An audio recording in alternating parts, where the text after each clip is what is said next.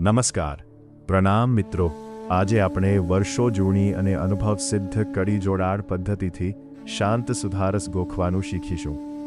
આપ અહીં જોઈ શકો છો કે પ્રથમ કડીમાં નિરંધ્રે ભવકાનને 30-40 વાર બોલીને ગોખવાનું છે.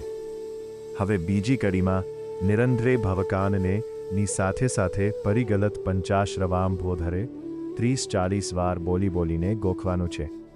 ત્યારબાદ ત્રીજી કડીમાં પરિગલત પંચાશ્રવામ ભોધરે ની સાથે નાના કર્મળતા વિતાનગહને 30-40 વાર બોલીને ગોખવાનું છે.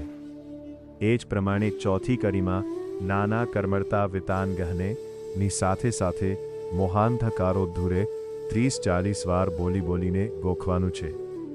આ રીતે હવે દરેક કડીને 30-40 વાર બોલીને ગોખવાથી આખું શાંત સુધારસ કંઠસ્થ થઈ જશે.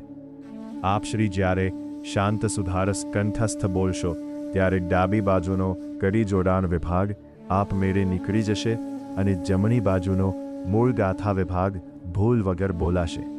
તો ચાલો મિત્રો, તરી જોડાણ પદ્ધતિનો જાદુઈ પાવર અજમાવીને શાંત સુધારસ કાયમી યાદ રાખીએ.